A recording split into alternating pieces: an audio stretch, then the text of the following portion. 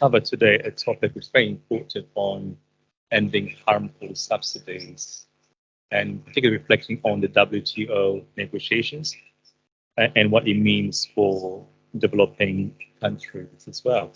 But just before I give any opening remark and our distinguished speaker to come to the stage, we have a message from Director General of the Department of Fisheries from the Government of Malaysia. So, Assalamualaikum warahmatullahi wabarakatuh, and a very good morning. Dr. Esam Yassin Muhammad, Director General of WorldFish and Acting Senior Director of Aquatic Food System, CGIAR. Professor Rashid Sumaila, Professor and Canada Research Chair, University of British Columbia. Ladies and gentlemen, first and foremost, I would like to congratulate WorldFish for organizing this seminar and inviting our esteemed Professor Rashid Sumaila. I would like to extend my sincere thanks to the organizers for inviting me to deliver a welcoming remark for this event. I had the honor of being one of the Malaysian delegates during the 12th WTO Ministerial Conference that concluded the Fisheries Subsidies Agreement negotiation. The agreement indeed marked a crucial step in moving the world's fisheries toward long-term sustainability and in multilateral effort to address subsidies that harm the natural environment and the well-being of vulnerable communities. Malaysia supported this agreement and had engaged actively since the early days of the negotiation. We understand that this agreement do not eliminate fisheries subsidies, but is intended to disciplining fisheries subsidies and ensuring subsidies are provided to the right people for the right reasons. There are two main areas that the agreement currently addresses, namely subsidies contributing to IUU-fishing and subsidies regarding overfish stock. A comprehensive agreement that looks into outstanding issues, including subsidies that contribute to overcapacity and overfishing, will develop and negotiated in the near future. I'm sure Professor Rashid will further elaborate on this. Ladies and gentlemen, as for Department of Fisheries per se, the department has always been committed in addressing the issue of IUU and ensuring the sustainability of our fisheries resources through sound management and conservation measures. Therefore, the conclusion of this agreement means a lot to us, as disciplining subsidies is one mechanism to strengthen compliance to law, as well channeling more effort toward effective management of our fisheries resources.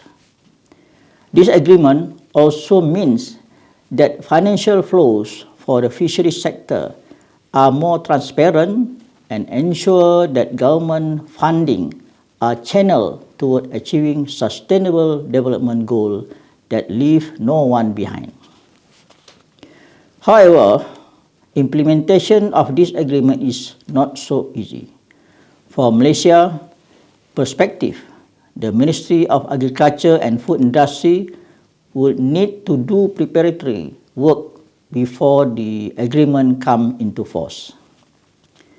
At top of our to-do list include developing a criteria for IUU and ensuring sufficient funds to conduct a regular fishery stock assessment. For your information, Malaysia has established the National IUU-fishing Committee and the National Fishery Stock Committee that comprises of multiple enforcement and relevant technical agencies. Department of Fisheries Malaysia is also in the means of finalizing the amendment of our Fisheries Act as well as our fisheries management plans. I hope today's seminar will be able to provide further insight which will be beneficial for us, especially during this crucial planning phase. It is important that we get on the right track. With that, I would like to hand over to organizer, and I wish that we have a fruitful seminar today. Thank you very much. Sufyan bin Sulaiman, thank you. Yes, so now, before I invite Rashid, who doesn't need much introduction, of course, subsidies. Does anyone know how much subsidies governments give every year for fishing? Globally speaking, around the world, any guess, anyone? Those for attending in person or online. Any guess? Anyone random guess? More than 1 million globally. Okay, how about Marlene? You know this, maybe. Yeah, so we're talking about roughly around between 20 to 30 billion dollars every year, right? So that's an awful lot of subsidies that governments give to the fishing industry. And of course, we're not saying all subsidies are bad, but as the Director General was saying, some of it can be capacity enhancing, which means, subsidies that encourage these big vessels to go and hoover up the sea. And suddenly everything becomes economically profitable.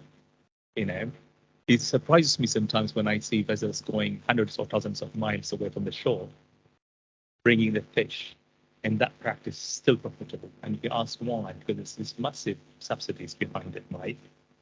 But at the same time, when we talk about subsidies, of course, some of it is bad, some of it is good. I'm sure we'll hear more about that with Rashid in terms of what's good, what's bad, and what's somewhere in between. But also, who is winning or losing as well in terms of who's getting the subsidies. For instance, is it the large-scale commercial operators or the small-scale producers? Is it the developed countries or developing countries? Right. So this can quite naturally raise some equity concern as well, right? In terms of the distribution when it comes to the subsidies as well. So to this end, though, as you may recall from the SDG, the Sustainable Development Goals, when you look at Goal 14 of the SDGs, which focus on the sustainable management of the ocean or life underwater, rather. Yeah. And if you look at within that goal, if you look at target number 6, which is 14.6, clearly calls upon states to end any form of harmful subsidies, right? And this was mandated in the WTO, the World Trade Organization, to negotiate the terms, which predates, of course, the SDGs. Countries have been negotiating for the last 20 odd years, 2 decades, folks, to reach an agreement towards ending the harmful subsidies. And we have reached to a certain degree of agreement that was agreed recently. And what we're going to discuss today is to discuss about what that means in terms of what has been done with the WTO negotiations, what was agreed, and what more could be done. Now, to enlighten us on this very important topic today, we are so privileged to have among us someone who doesn't need much introduction, but Professor Rashid Sumaila. Rashid, I have got a short bio of yours here in front of me that I'll try to read. Okay, some part of it. But Professor Rashid is one of the 6 faculty members who have been named by the University of British Columbia, Canada, as the University Killam Professor, which basically is the University Killam Professorship is the highest honor that the University of British Columbia can offer on a faculty member and recognize exceptional teachers and researchers who are leaders in their fields and have received international recognition for their talents and efforts. Professor Sumaila is also one of the world's most innovative researchers on the future of the oceans. As a Canada Research Chair in Interdisciplinary Ocean and Fisheries and Director of the Fisheries Economics Research Unit, his research integrates social, economic, fishery science to build novel pathways towards sustainable fisheries. And as many of you may know, Dr. Rashid was also the recipient of the Volvo Environment Prize in 2017. And his work has been cited, according to Google Scholar, more than 41,000 times. I don't know what that says about him, but that gives you an idea of the nature of the speaker that we have today, and particularly when it comes to the fisheries subsidies issues, the contribution of Professor Sumaila has been stratospheric, to say the least. So without further ado, Rashid, the floor is yours.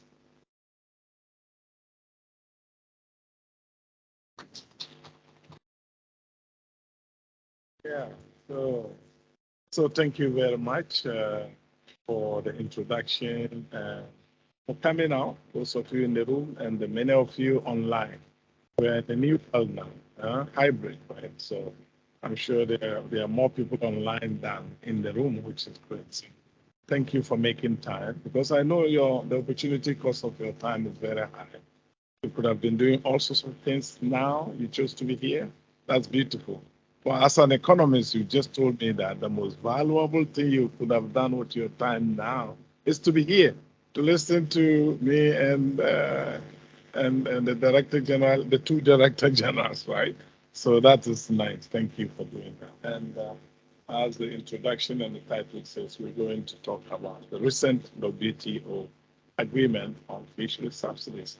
In particular, all through I will be highlighting what that means for especially developing countries, low income and middle income. Because for you guys at WorldFish, one of your key mandates is to reduce hunger, to improve the lives of people who are really the bottom people, right? How to uplift people. So stress that. Now, oh yeah, I don't have the control, so you are the one. Okay, go ahead. So I like to start with what I call my favorite model. I really like this model because it's very foundational, it's basic, it reduces our relationship with the ocean and in fact, the larger environment to the most basic things we do when we go to the environment or the ocean. We, the people, what do we do? Two things. We take the things we need, like the fish, the things we want, the things we desire, the services the ocean gives us. We take it into our economy, into our culture, our social systems. We do what we do with them, and at the end of the day, we produce waste, plastic, CO2, all the debris, oil spills into the ocean. So from the ocean, good things come. To the ocean, bad things go. And if we don't do this taking and pumping out wisely, we really destroy this amazing natural system that we have given to us by nature, by God, if you like, that we are supposed to manage not only for us, but also for future generations. So I want this model to be sitting in your head as we work our way through slides. Next one, please.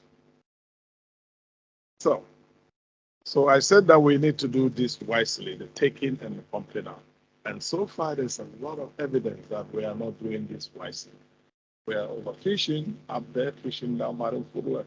Many of you know Daniel Pauli. He actually did most of his initial work in fisheries with ICLA, that is WorldFish today, right? So, and I understand he will be coming, he will be visiting you soon, which must be a nice homecoming. So fishing down marine food web, we're taking too much fish. We're taking big fish first, valuable fish, At the same time, we are messing up the habitats, right? And so on and so forth. So we need to do this better. Then there is the almighty climate change, temperatures rising, sea surface temperature, acidification, deoxygenation. And you have marine debris. My God, that picture actually is live. There's a video. If you see them floating around, your heart will just jump. And so on and so forth. And so we're talking about emptiness and so on. And all these impacts, we're not talking just because we love the ecosystem or nature. It's because all these impacts truly affect people. So on this side of the picture, you have data from our group, see around it, talking about which the quantity of fish that we take from overfished systems or even depleted systems now versus in the 1950s when the FAO started collecting data. The top two are from Sierra Leone, the bottom one is from FAO, Food and Agricultural Organization, and all of them are talking the same story. More and more we are taking our fish from overfished stocks, depleted stocks, sometimes really destroyed stocks. We're talking in Langkawi with the CEO of LADA, the CEO of LADA, and he was talking about sea cucumbers that were a lot over there, big, nice business, and lots of product, and they're gone. So this is not just data, it's real. And these changes have consequences on people. Look at that guy. Is that all the shrimp I get after all this work? And the lady down there, that is the consequences of our messing up the environment. Environmental refugees are increasing. People are people. We have brains. You don't sit down and die.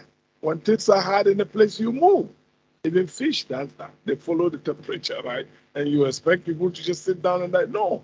This lady will try to get where her life, she can live her life, right? And so you know all the problem, forced migration and all. So this is about people, even more than about nature, even though nature is important. Okay? So let's see the connection there. Next one, please.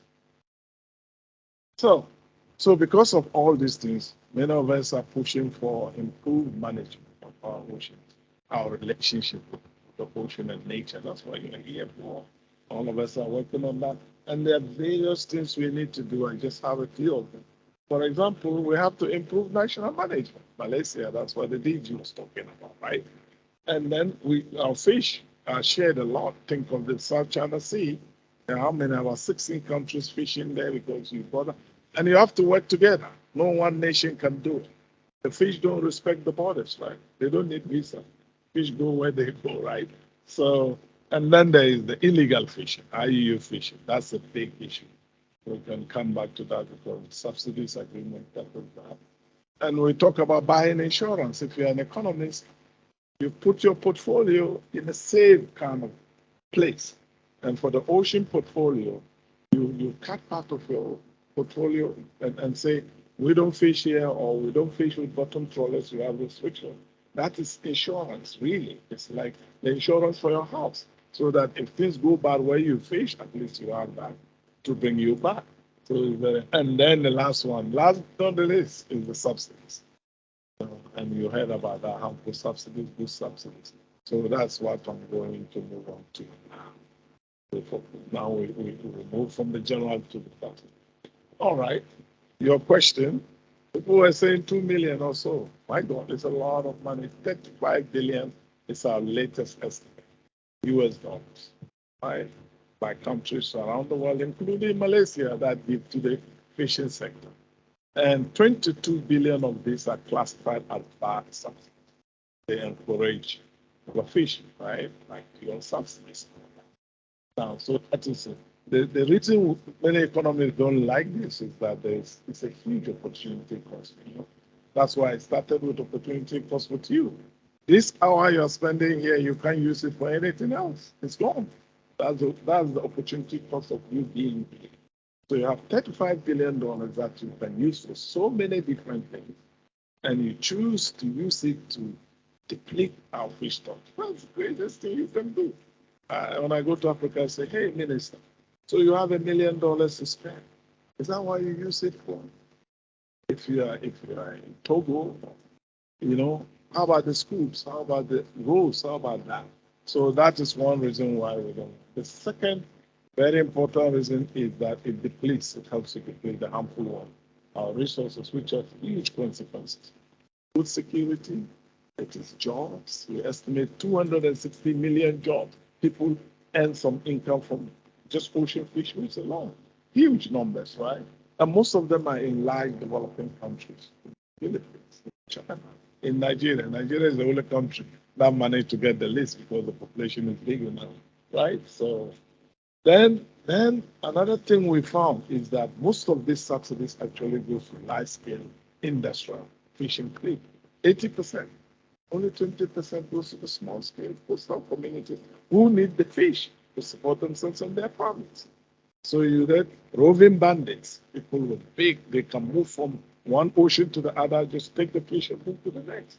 You're using your tax money to support this equity, like you said, it's not, it's really developing countries. In one estimate, we found out if you're in the developed world, for every dollar a developing country fisher gets, say in Malaysia or in Bangladesh, in where Guinea-Bissau gets $1, those in developed countries get $7. So this is huge, 1 to 7. So it disadvantages them on the water, you cannot compete, and in the market, because they can sell their fish cheaper and still make money because of this subsidy. So developing country people should be celebrating the agreement and pushing for better agreement, right? Because really, we're already disadvantaged because of it. How about men and women? This gender thing really kills me. Most women who fish, they fish small scale. So by giving 80% to the large scale, you are disadvantaging our sisters and mothers and aunties, right? Which I don't think anyone in the room wants to do. Because frankly speaking, women are already too disadvantaged. I saw a report where they looked at the countries in the world where legal equality between men and women. You know how many countries they found where there's legal equality? Only 6. Only 6 countries in the world. This is legal. We're not talking about culture. We're not talking about economic disadvantage. So I don't want my tax money to be frankly speaking. Right? No way. Then how about the youth? The youth don't start with a big boat, so you are disadvantaging them.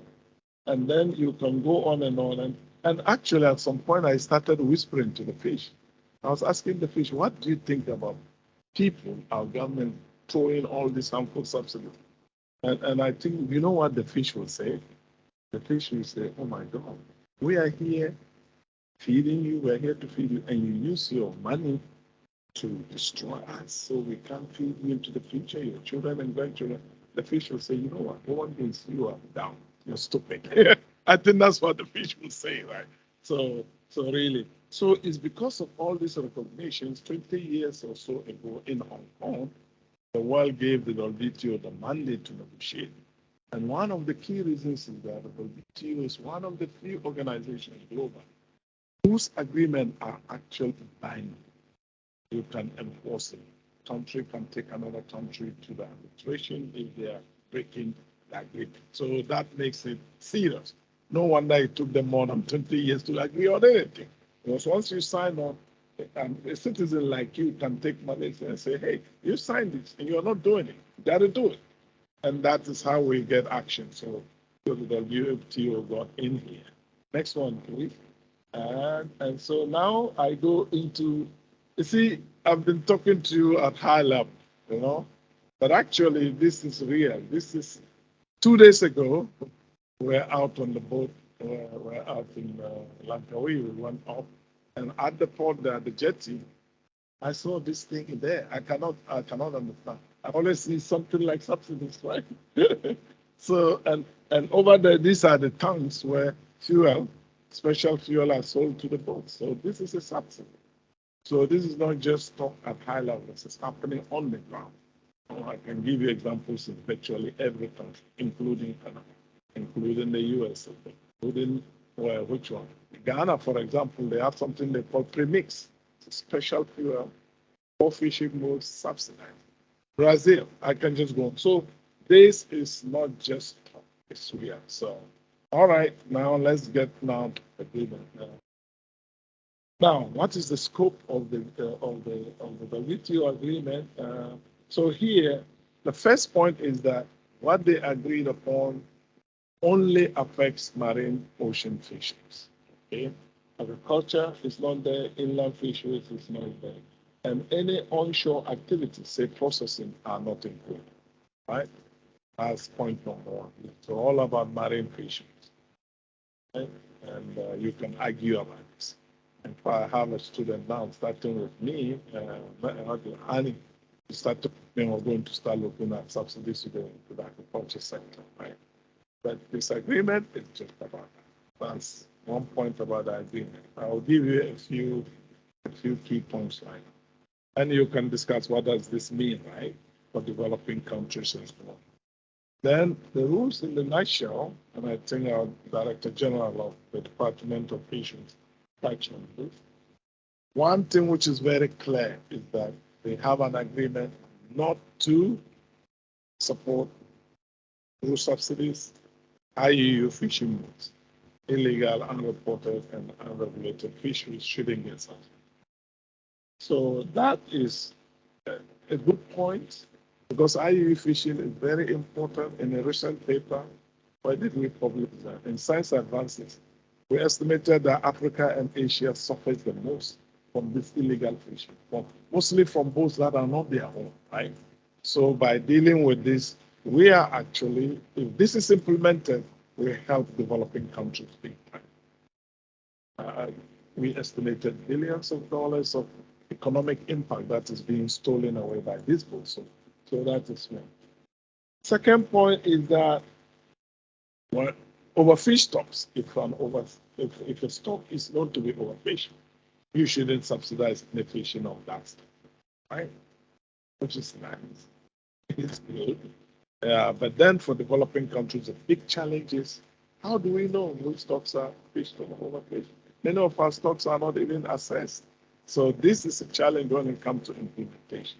And I think places like WorldFish, like our group, UBC, the ministries, we can all help here.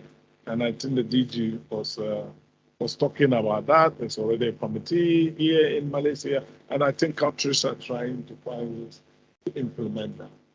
Then there are other prohibitions that I have in that column. Prohibit subsidies to fishing on the unregulated high seas. So the high seas is a crucial part of the whole. Remember, we have one global ocean. No matter how we like, it's one. We have split it into Atlantic, Pacific, but they are all interconnected in some way. Microplastics starting from point A can get to point Z. It flows in the water. The fish, Isam invited me when he was with IISB. I was in London when there was a big debate about Brexit, right? Breaking away from the European Union. And I said, hey guys, London people, UK people, you can Brexit as much as you want. The fish don't care. French fish go, British fish, they still go. They don't need visa, right? So we have to manage the high seas. And in fact, a number of us have said the best thing is to close the high seas to fish, right? And in another paper, we found that without subsidies and what we call modern slave labor, people working with terrible conditions, without those two, 54% of the high seas will not be economically viable. So if we take all the subsidies to high seas fishing boats, we protect 50% of the high seas. So this is big. But here they say, where there's no regulation, and me, I'm interested in really understanding this more. What does it really mean? They're talking about RFMs, how effective they are. So that's something to watch. Yeah, so you have this about flagging and so on. So these are really the three big things they agreed upon in the system. And the question is, how important is this? How significant? And our group is actually analyzing this now, trying to see what does it mean. How much of the 22 billion will you be able to take out, right? Due to this. And in the next slide, I will show you what they haven't agreed upon, and then you have an idea. All right, yeah. So a little bit more subsidies to illegal, unreported, and unregulated fishing. That is out. If only we can implement that, okay? Because really, signing the agreement is just one step. Implementation is another. All right, let's go to the next. So this is more statement about the IUU-fishing, the banning. So there's prohibition to subsidies. They prohibit subsidies to vessels or operators that are subject of an IUU-fishing determination. So there's a lot of jargon here. The lawyers did their thing. But the main thing is that if you can show that vessel engaging in IUU-fishing subsidies, essentially, that's what it is. And so there is more details there that you can. Actually, the agreement is quite comprehensive and it's short. I think it's about 7 pages with all the clauses and caveats. So find it on the web and read it. Next one. So subsidies to fishing of overfish stocks. Let's say a few words about that. Next one, please. Yeah, so here again, there are details here. No subsidies to the fishing of fish stocks that are recognized as overfish.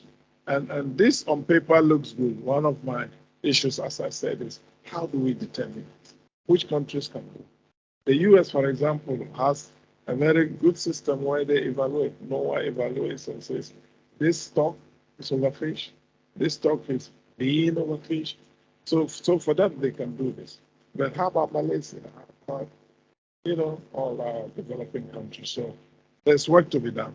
Now, special and differential treatment is a clause in the mandate for the WTO to make sure that whatever agreements are taken, the condition of developing countries are taken into account. So, for example, there is a 2-year grace period for developing countries to put up the system to implement this.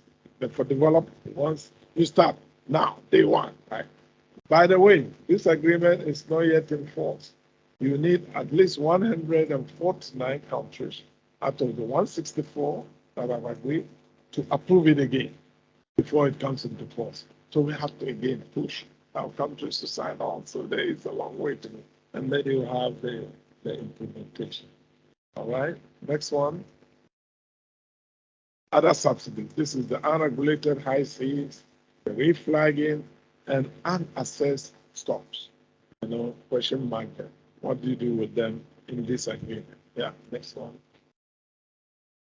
So there are more details here, like prohibiting subsidies on unregulated high seas. I'm really interested. We have to look at the spatial. What does this really mean? Because you have RFMOs managing some stocks and on the whole ecosystem. I'm really keen on understanding what this is. And we have a draft paper already looking at this clause, Article 5. What does it really mean? Because the WTO, to their credit, they also know that the agreement is just the beginning. In fact, they've put this thing, subsidies, back on the agenda for next year, ministerial meeting, to try to strengthen it. So, job is not done yet. Just start. So, all of you, anyone who can help, let's keep pushing forward and to get a better. All right, next one, please. Now, there is a clause there about transparency, which is very important because we don't really know. The 35 billion is an estimate, and we estimated it being very brave, right? What we do is we go out and search like crazy for all the published information on subsidies. First thing we ask is, say, for example, does Malaysia give fuel subsidies? We ask that for every country. If the answer is yes, okay, you get one piece of information. Then the next thing is, is there any published estimate of the amount? If the answer is yes, beautiful. So you have it. So we take that number and we put it in our database. We have the reference. We have a really serious appendix with all our references. So that's the beautiful part. So transparency will help us to really answer the first question and the second part better than we can do now. So that's the question. Now that's why it's good to have academics and researchers, right? The OECD, for example, they have a database that when they get to the second question, if a country, if it is reported in the literature, then they put it in their estimate. If it is not reported, they don't put it, even if they know it is there. But this is why you need crazy professors, right? And researchers. So we come in and say, we know you need no published data.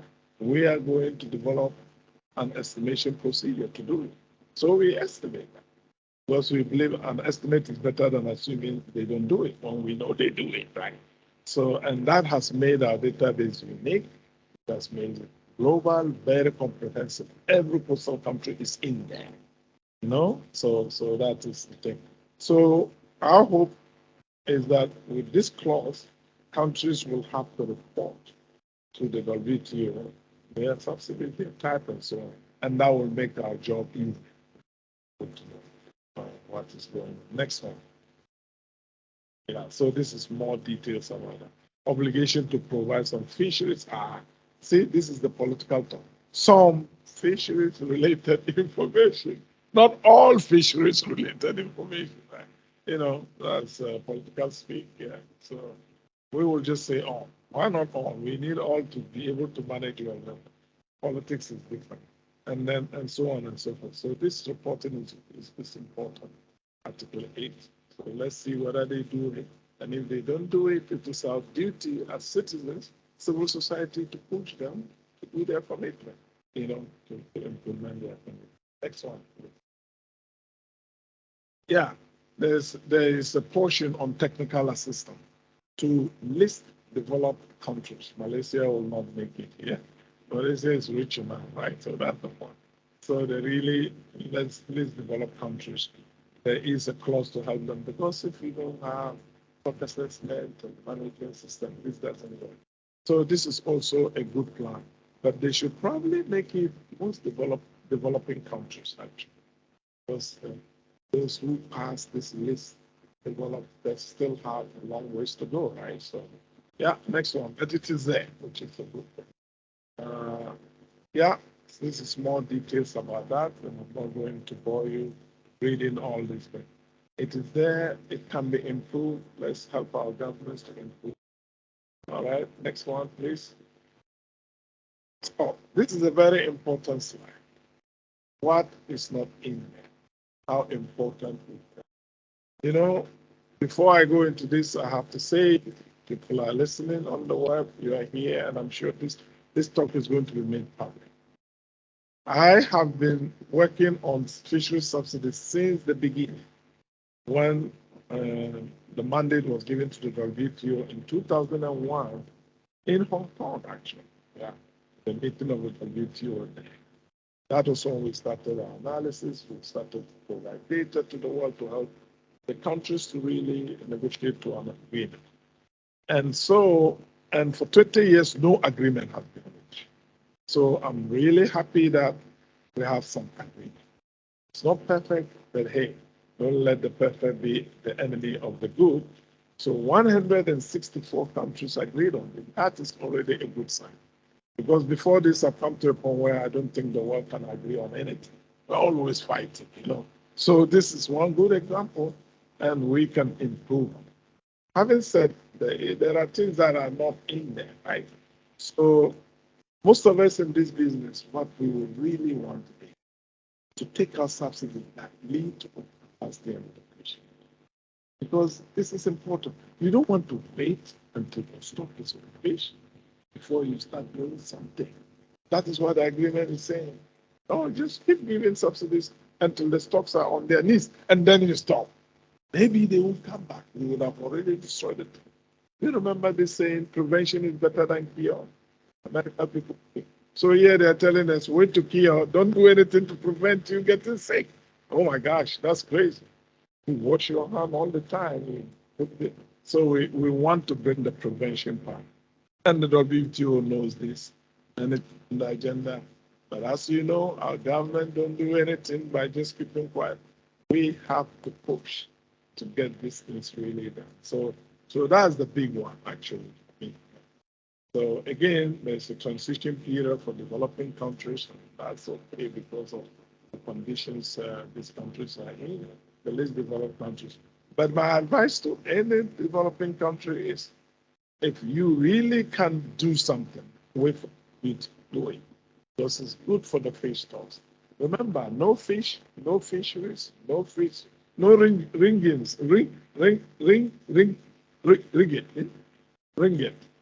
Without the fish, everything depends on that.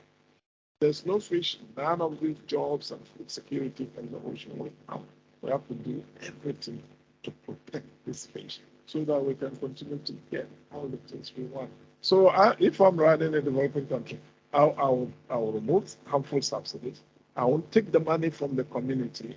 I'll actually add more money, but I'll use that money to support the environment and support people rather than destroy the fish stocks they depend. You see that? I love the communities. I love fishing. That's why I'm doing this. And please don't harm them. Short-termism, right? You just want to think, how about tomorrow? If I know who cares about tomorrow? But actually, you have to care about tomorrow, because tomorrow will come quicker than you ever think. So that's that. Next one, please. Next one. Yeah. So I've talked about this. So they are aware. They're going to keep working, and hopefully we will keep improving this. And there's no time to go to sleep and say we got an agreement. Agreements don't work by themselves. We know that. We, the people, we make them work. So please remember that. All right. Next one. I can't finish this without talking about Infinity Fish. It's essentially a book I published last year, and in that book, a lot of my ideas about all these things I've talked about and so on. In fact, Lubna was kind enough to come with her copy. So this is real. It's not only on the computer, okay? So this is real. And in here, my starting point is the way we value and the way we conduct the valuation of our ecosystems is very fundamental. If we don't value our things properly, fully, comprehensively, we miss out. And again, I go back to the meeting in Langkawi with the Director General, the CEO of the Langkawi Development Authority. He really impressed me, so I keep talking about things. That meeting was amazing. And he gave an example. He says, at the moment, agriculture is growing on the island. And the farms are being put in mangroves. They cut mangroves to put them. And he says, come on, we have to do this wisely. We need analysis to understand. You have to understand why you're losing by cutting out the mangroves in replacing them with ponds, right? What does it mean? Because these mangroves do a lot of services, right? Talking about nature-based solutions, right? These are the kind of ecosystem that can help us in so many ways, but we don't count their benefits fully. The farm, we can see the fish we get, and we sell it, we get money, so we kind of undervalue the other things, and that is very dangerous. We need to be comprehensive. So that is the point of departure here. I included models and ideas on how to do it. And I talked about infinity fish. I hope I have a few minutes to wrap up here. Yeah, infinity fish is a concept I actually picked up in the media. They invited me to be the talk on national fisheries. In Namibia, fish is very important. It's about 10% of the GDP. So I make a joke. If you go to Namibia within 24 hours, if you don't see the fisheries minister on the front page of the national newspaper, then he or she is out of the country. Right? It's that important. Another thing that is important is diamond. Diamond is important. I guess it's also around the diamond and other related minerals, about 10%. But you know what? The diamond people believe they are more valuable than the fish people. Even in the cabinet, the minister told me. Whenever I talk to the diamond people, say, come on. In Malaysia, to be oil, they say, come on, we are more valuable.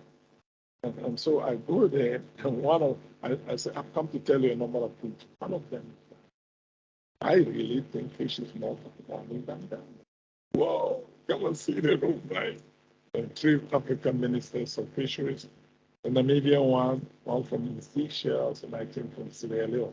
They were invited to the meeting. So the fisheries ministers were smiling, but the diamond minister wasn't. Right? So, and I explained this in 2 weeks. First of all, fish is renewable, right? So if we manage it wisely, we can keep going to the ocean, get our fish, year in, year out, feed ourselves, our families, do some selling and whatever, right? Forever. So fish is forever if we can do it wisely. And anything that can give you benefit forever, even if the benefit is small, year by year, mathematically, if you sum it up, the total is infinity. Therefore, infinity fish. All right. So that's point number one. Let's talk about diamond. Diamond is not forever. Forget what they tell you, the marketeers, right? If you have a deposit of diamond, you take a ton of it today, you are not going to go back tomorrow and take that ton, it's gone forever, right? And then I turn to the minister and say, I know you will tell me you will sell it and invest, the money and get the flow of money. And I know you guys are all running deficits. You don't say, right? So that's point number one. Second reason I think fish is more valuable is that fish is valuable to humanity. Diamond is actually valuable to a few. In Namibia, only the BS is the one, the main one. That's all they do. They hire a few hundred Namibians and that's it. But fish, you can get a billion family. So I ask you a question here. How many of you have seen raw diamond in your lifetime so far? How many of you have seen raw diamond? Nobody. How many of you have eaten fish in the last 36 hours? Yeah, that's virtually all of us. So fish is more valuable, right? You can catch it. So that is where the title of this book came from. Yeah. And I make a joke. I gave a talk about this in the US. And I said, see, it started from the old continent, the mother of all continents, Africa. And then I turn around the room. I say, you know what, you guys, I'm talking to my fellow Americans. I say, look here, you are all Africans at the base of it. So you're all Africans, and it started from there, like all of us. So anyway, that is Infinity Fish, an idea. The book is on the web. Unfortunately, it's a bit expensive, the academic price. I realize the charge, but I think the DG can afford it in the library or something. Right? So, yeah, thank you so much. Let me see. Next one, please. Next one. Yeah. So these are my thanks. I thank all of you online and in the room. The room is actually quite reasonably full, actually. So it's almost like we're doing social distancing. And then I thank WorldFish, the DG, and all of you for making this. We have IFB. nicely, hosted beautifully. Right. If Going home with a few more kilograms. so if let's say my loan is not with IHB, so how? And then, of course, to Lestari and UKM and Ocean Malaysia. I haven't been able to talk much about Ocean Malaysia. Standing.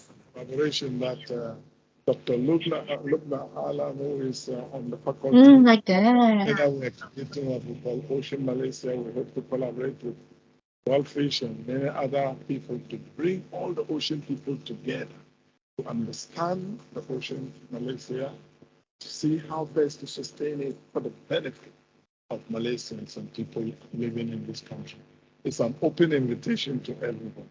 And this is modeled after Ocean Canada, which we started about 6 years ago. It's been very influential, and so we're going to replicate this. All right? So that is that. Then finally, my colleagues Tristan and Alice, they are with the International Institute for Sustainable Development in Geneva. I've worked with them for years on subsidies. And some of the beautiful slides, they prepared them. So I want to thank them too. Thank you all so much for your attention. Salaam alaikum. Thank you.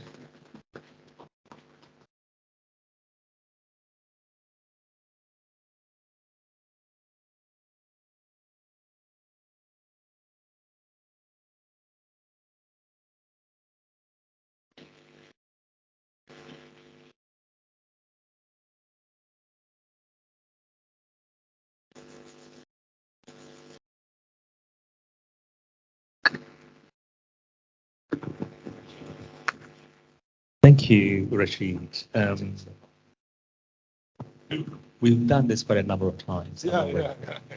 All over the world. Exactly. We go back in time with Rashid. I think particularly in London and maybe other places. Yeah. Are you struggling with the? No, it's okay. I want to make sure that I know form. You're going to be okay. Okay. You're going to be okay. I trust you. Let's go. Great. No, Rashid, thank you very much as always. I think what you do is in your talk is you make it more accessible.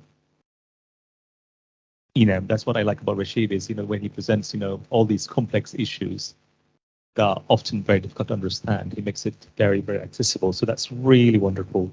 When the agreement was reached with the WTO, some people were quick to celebrate.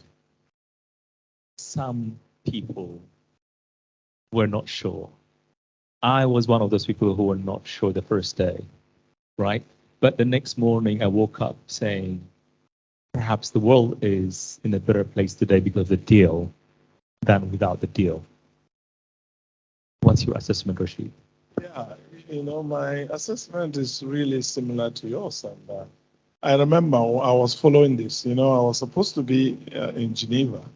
My goal was to be on the corridors looking at the negotiators as they are negotiating. Do the right thing for the world, right? But you know how life is. I got hit by COVID that week, so I couldn't go, but I was home. I didn't have any symptoms, so I was very lucky, nothing. I was even joking with those who did the test. They called me, I said, this is a false positive because I don't feel it. So I was monitoring, and my lab were having a meeting when this negotiation was going on. And at some point, I thought we were going to lose it because in this 25-year window, can you imagine? So give us 25-year transition period, but then the fish is gone. So I was worried. I thought we won't get an agreement. And just after that, the UN Ocean Conference was going to take place. And I was actually thinking of that even more than the subsidy. Because if they ended up without no subsidies, I think the UN conference would have been really dampened and depressed. Well, that's why the UN does, bring people together so we can agree on things that are important for the world. And here is a big effort for 20 years and nothing. So I was happy we got the agreement. I know it's not. And actually, I personally don't expect the politics to give us what we want right away. We know it's still negotiable. So I'm with you on that. And another thing is I knew, because I was very close to the effort, the ambassador who was in charge of this, Ambassador Santiago Wills, and then the new Attorney General, I call her Sister Ngozi, right? Yeah, the first woman to lead this. And I know the two of them work like crazy to get an agreement. And one other reason I am happy they got an agreement, you know what? When you have people who fight so hard to get something, I think we shouldn't beat them down, because these are the people who actually push us forward.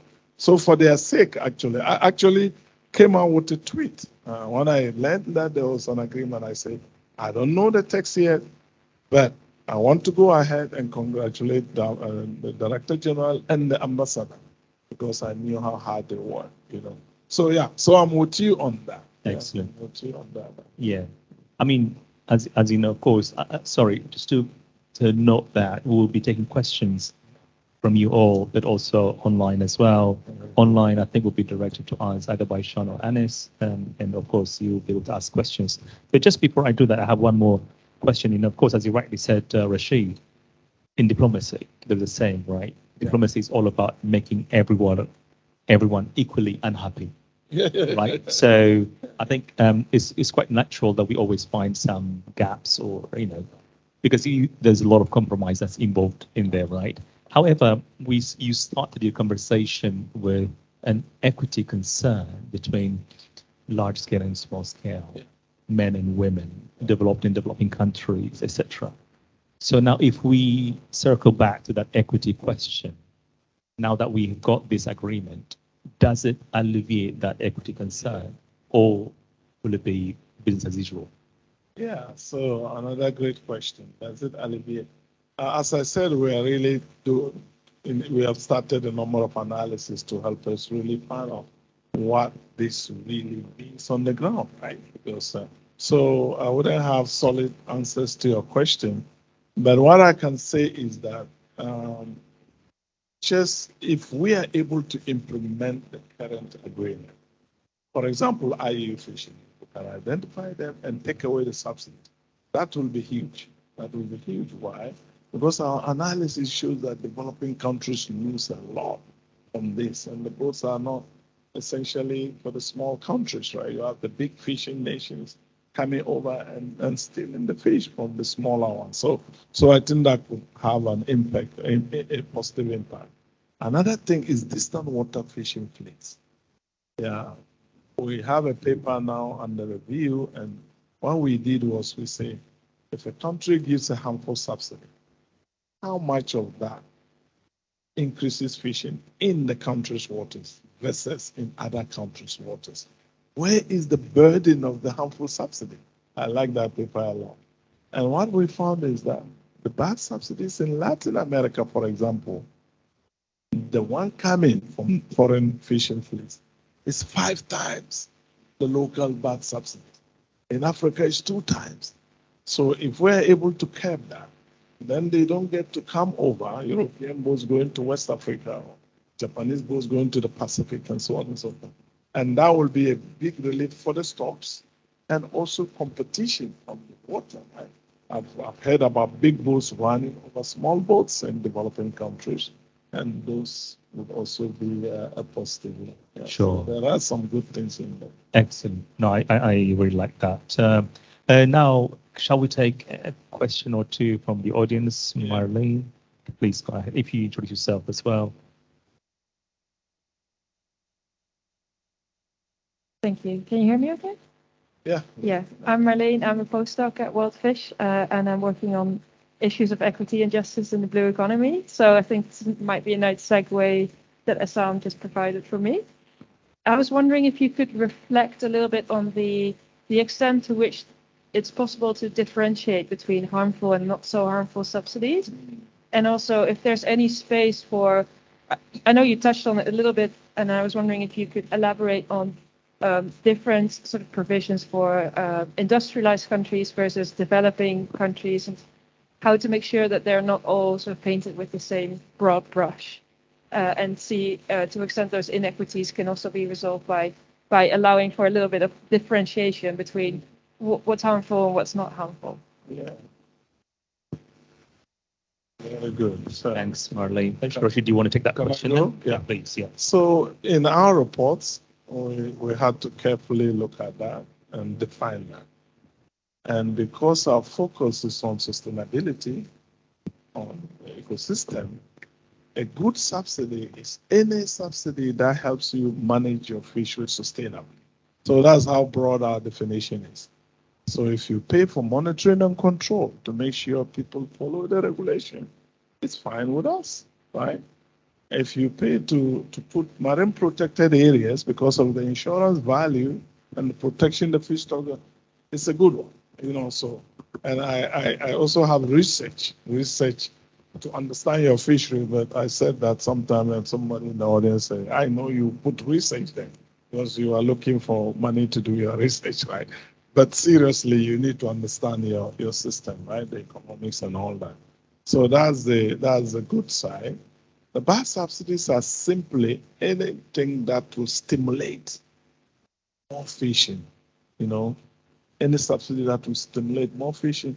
And in our thing, we have 13 different types of subsidies, and 7 of them will classify as harmful based on this criteria. Right? Fuel subsidy is the big one. And actually, I have an example in Malaysia. I remember years ago, the prices were going up, and fishing, many of them couldn't go fishing. They tied their boats, if you remember.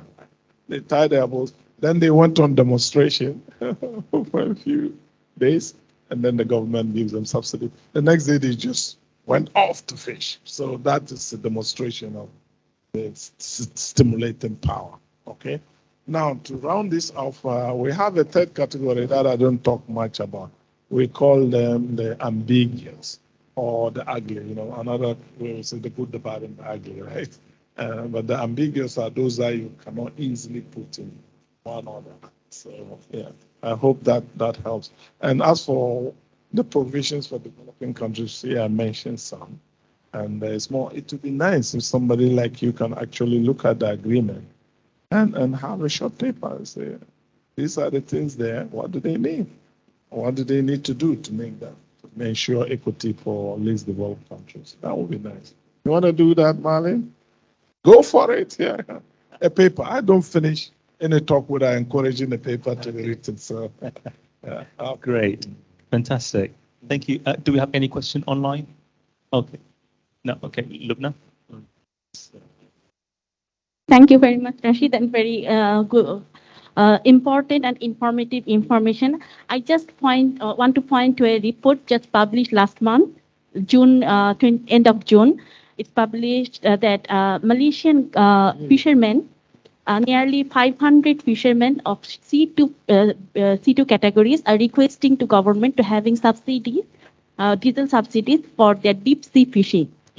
So, we understand that this is a never-ending process, might be, even though we are trying to take it down.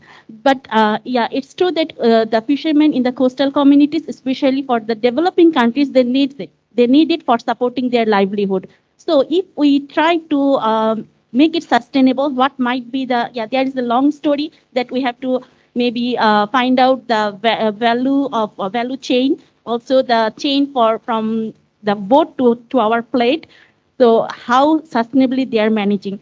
But for now, the most important thing that we need to know, what might be the alternative support for the countries like Malaysia, because they are not able to do it without the subsidy for now. So what might be the other alternative supports for them? Thank you. So, Lubna, thank you for that. If I get you right, I'm going to summarize your question and see whether I got it right.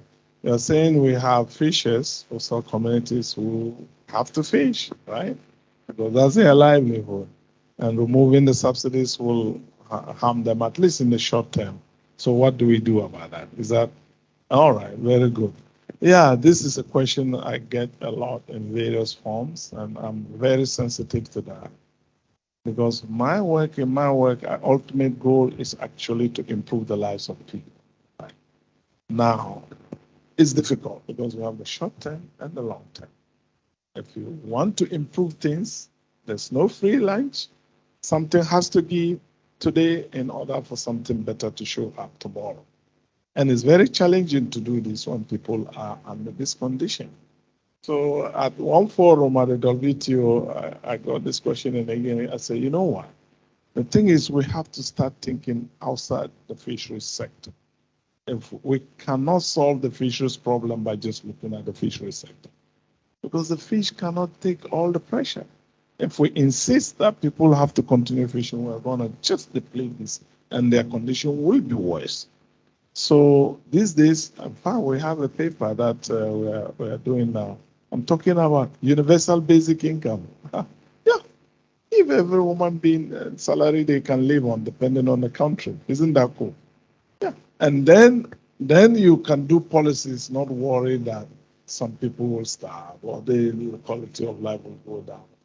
And when I said this, the room went into some ballistic situation, and people say, "Where do you get the money to pay for this?" Actually, there's a lot of money in the system. The oil and gas industry alone, according to the IMF, every year they get subsidies of $5.4 trillion. That's the IMF, it's not my number. Oil and gas, with all the climate change, we give them money to do that. This morning I saw a headline, they are making profit like crazy, right? So if you give this problem to Isam or me, economists, those who think of them, actually we're supposed to tax them for the externality, for the cost and the pain they cause the environment and all of us. We're supposed to tax them. So how about we tax them 10 trillion and then we take our 5 trillion That will be $15 trillion. And we can give all of you salaries. Whether you're a student or not, I don't care, just get a salary. And then we free the world to really move to a better place. So I'm dreaming now, Lubna. I know you're saying, Rashid, you're crazy. Another thing you can do is, Lydia, you know Louise, right? She's actually Malaysian, one of mine. She did a master's PhD, and she's been working with me all along.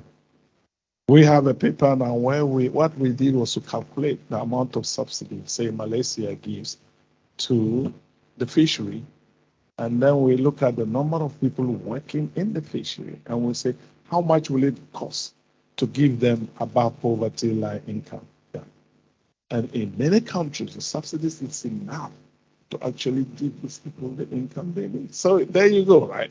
Yeah, better use of the money we're already blowing away, destroying our environment. Yeah. Sure. No, that's excellent question and answer, by the way. I think this interestingly takes me back to how we first connected with Rashid, because I remember I put a book together in 2013 called 2013 exactly. It was called Economic Incentives for Sustainable Marine and Coastal Fisheries Management. And then after completing the book, I asked Rashid to write a book forward for me.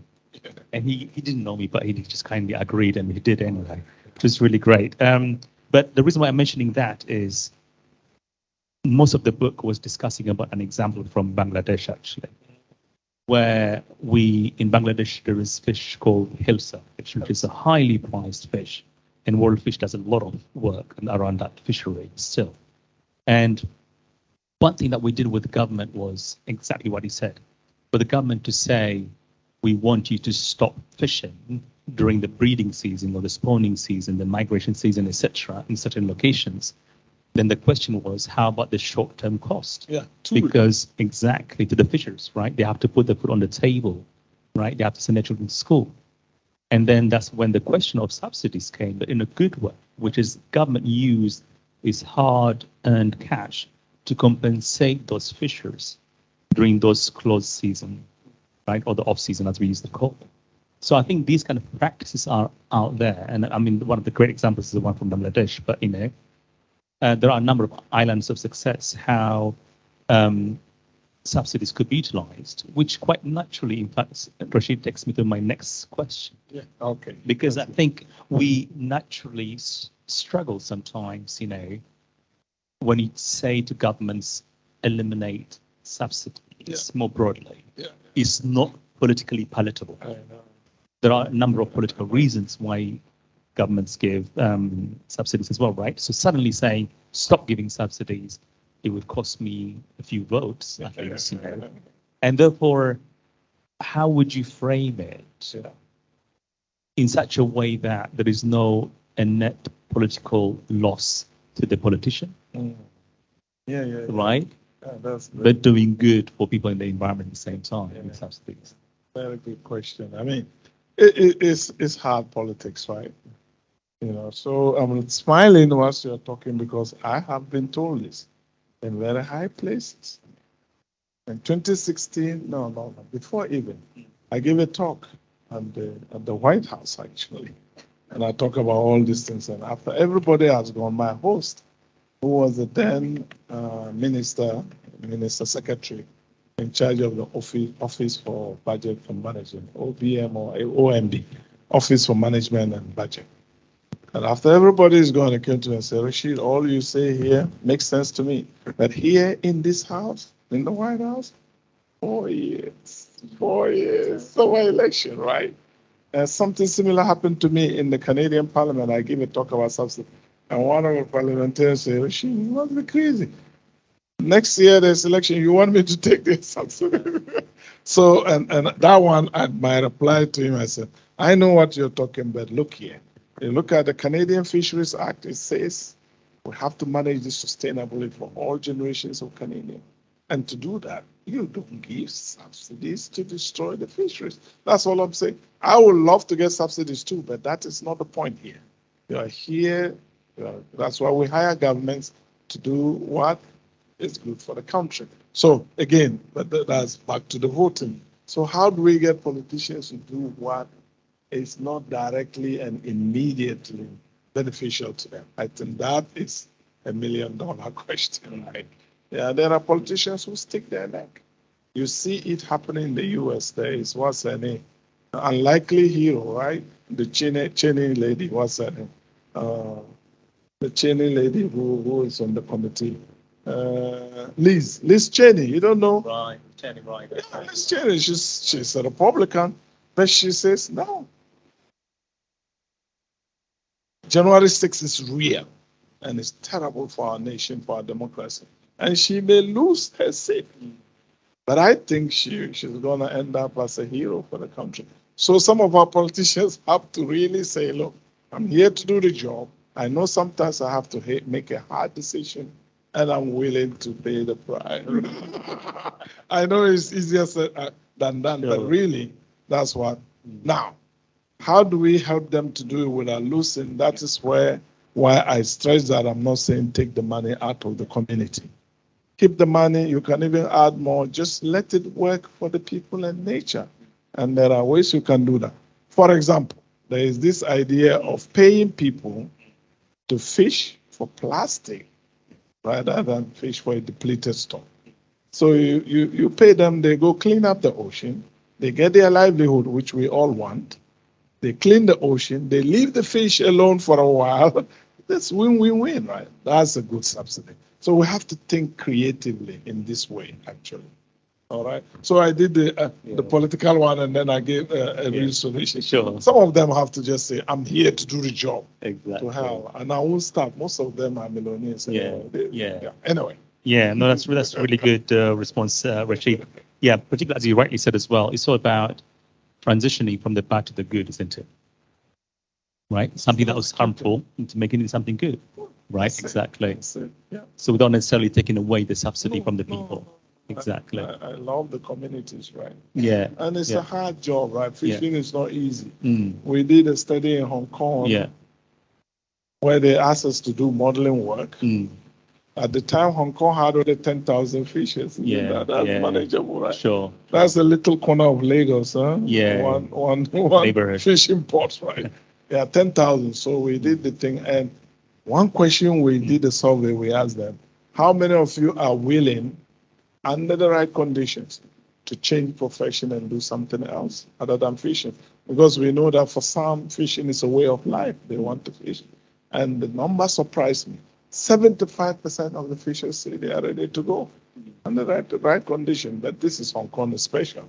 It's not Bangladesh. It's not Togo. It's not, So there are some who will move if under the right economic conditions, we can help them transition. Yeah. Sure. No, brilliant. Thank you very much, Rashid. Any further question from our audience here? Any question or online, Sean, Anis? No. Okay. No. Now Okay. I have a question for you, Rashid. I mean, just to push up and be breaking the ice a bit early on, but just an opportunity for our audience to know you a bit more as well. Yeah.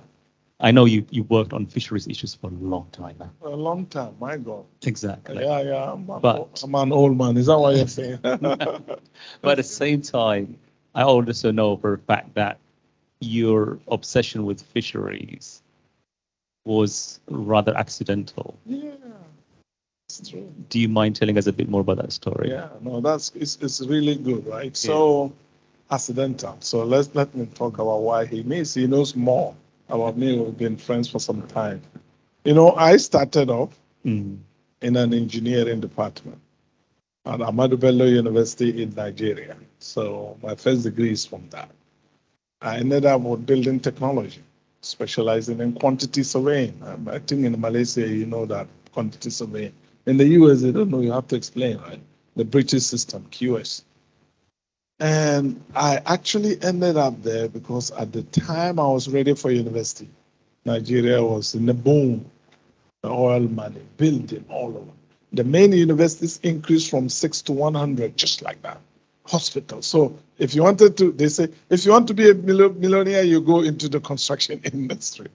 So we were kind of thrown into this because if you do well, maths, physics, chemistry, you end up in engineering and so on. So I got there.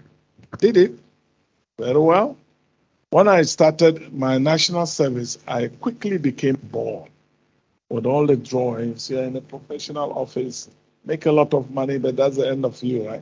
So I decided, and at the time, Adebayo Adedeji, the top Nigerian economist, was the head of the Economic Commission for Africa under the UN in Ethiopia. He was from there really shaking up the continent with ideas how to improve the continent. He actually made me to decide to do economics.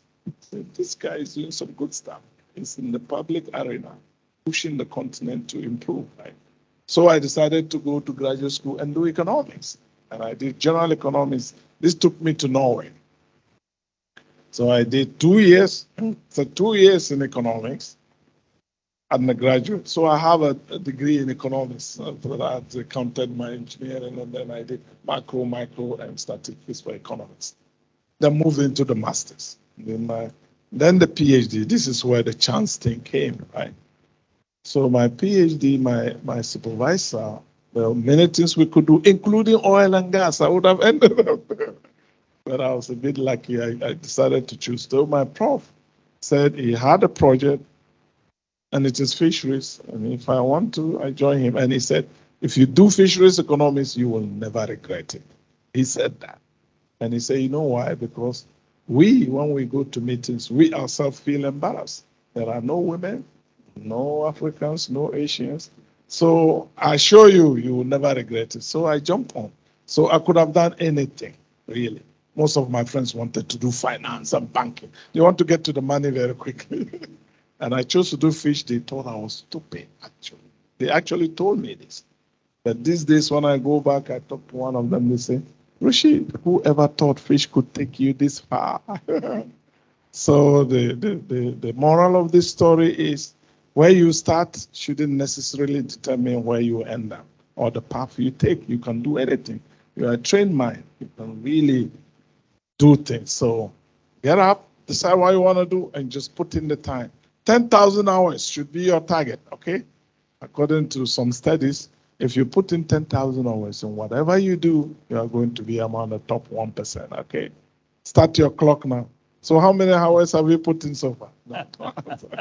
All right, so that's my accidental fisheries career, and I'm so happy that happened. No, it's really wonderful, and hopefully I think it will inspire us all, actually, in terms of, in terms of, how different career pathways can lead to something to do more exciting, great things more as well. Exciting, yeah. Exactly. Well, as a fellow economist now, because I want to circle back to your book as well, Rashid, because your journey from being an engineer to becoming an economist, and as a fellow economist, and I remember myself who came from a biology into economics as well. The first thing I learned was that to assume that human beings are rational, right? Yeah. And therefore they make decisions to maximize their happiness or utility, right? Now, your infinity idea for a rational human being is a straightforward idea. Yeah. But the fact that we're not maintaining that infinity doesn't mean we are all irrational. Yeah, great question. So if I had time, I will ask all of you, are you rational or not? Who dares to tell me? Are you rational or not? If you are not rational, raise your hand. You are not rational. Irrational. Yeah, I don't think so. I argue with this with my psychology and social scientists. I say, really, you're saying you are not rational? So I force them to think of it, and then they don't raise their hand quickly again, Yeah, but what does it mean you are not rational? You telling me that you will see fire and jump into it? No, nobody does that. If you're a kid, and I did it when I was a kid, I see the flame and I get excited. And I try to catch the flame. I never did it again. It was over, right? So my point of view is that we are rational, but we are boundedly rational. That is a whole field of game theory, bounded rationality. That is what we call it, evolutionary biology. It came from evolutionary biology. So we are rational, but we are limited because of uncertainty, lack of knowledge, miscalculations, not understanding things well. or caring too much about the short term to our own detriment, right? So, and these are all rational behaviors. They're just misinformed rational behaviors. That's why in the book I stress that the way we value our system is really crucial. If all you care about is the money you get from catching the fish to eat it, you are really boundedly rational, because the fish does more than that. Carbon sequestration is also nature. Some of us just love to know that the fish is there. And all of this, if you take all that people care about, then you see that we will get to infinity fish. Yeah, I tell them. I was at the economist meeting in Vigo 2 weeks ago or so, and I tell them close the high seas, and they were arguing with me. I said, if I own the ocean, tomorrow I'll close the high seas. That's how rational I think it is. But we're arguing, and people have different interests. Those beginning now will fight, and so yeah. But hey, I think you are rational. Or are you not? Most of the time, unless I drink coffee at night and I'm asleep. You see? You know. So you were impaired. You are impaired. So you think it's good for you, but it's not. Exactly. This is the point. Okay? Exactly. So that's my position that we argue all the time. Yeah. Thank you for bringing it up. No, It's no, cool, yeah. my pleasure, Rashid. Yeah. I guess, do we have time, Sean? Yeah? 5 minutes. 5 minutes. Oh, gosh, okay. That's So this is going to be very super quick, Rashid. Yeah. Because I think we have quite extensively discussed about the policy space in what needs to change, etc. Right? Yeah. But now gradually coming to rationalization, rationality, and the way we value the ocean, etc. I think one key element is the business sector, right? Yeah. Which is one of the, because without that, I don't think we would have discussed the subsidy, etc. issue in the first place. Yeah. So what role would the business sector then to be part of the solution in this phase? Thank you. A great question. I really think, the ocean is big enough. Fisheries are big enough. They're global. There's room for every one of us. In fact, if we don't all come on deck, we're not going to solve this problem. That's why I call myself an interdisciplinary oceans and fisheries economist. And our partnership, the Ocean Malaysia and the Ocean Canada, you bring academics and non-academics. You have government, you have business, you have civil society to the table, and we co-create research and solutions. Businesses are like any group, okay, including professors. My own professor, whom I love a lot, Flom, Shudidri Flom, my Norwegian professor, one day he told me, Rashid, professors are like oranges and bananas. Some of them are delicious, some of them are bitter. Actually, some of them are rotten. That's professors. And you can say it for any group. We have business people who are really concerned about sustainability. We have fishers we have to encourage them and bring them on board. And on the subsidies, 2 things I did recently. There's the APEC Business Committee. APEC, that's the Asia Pacific Economic Council. They met in Vancouver. They invited me to talk to them. And they actually wrote a statement to the WTO to take out harmful subsidies. That's a business group. Then there's CBAS, this Stockholm group who work with businesses. I gave a talk to them. They also wrote a letter telling the WTO, you got to take this out. In my slide from Langkawi, you saw on top there, 33% of Malaysian fishers, most people say fishermen, I say fishers, because I never want to leave my sisters behind, So fishers is more inclusive, right? 33%, 1/3 of them say take out harmful subsidies because we care about the future. That's the future. So we need to really support and build up this and push out the not so helpful people and encourage those who are going to help us to achieve infinity ocean, infinity fish. Anyway, thank you. Thank you very much, Rashid. I think, I wish we could have more time to sit down with Rashid and learn from his, extensive experience and wisdom that you bring with you, Rashid. But really feel privileged today to have hosted you here, moderated this session as well. Yeah. So, ladies and gentlemen, big round of applause for Rashid. Thank you. Yeah. Terima kasih.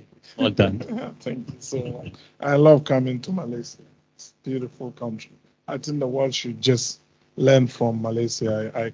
We were at the restaurant yesterday. You have Indian origin, you have Malay, you have Chinese. And it's just beautiful. That's my picture of the world where we can all work together from all parts, right? Then we have infinity world, okay? Thank you so much. Yeah.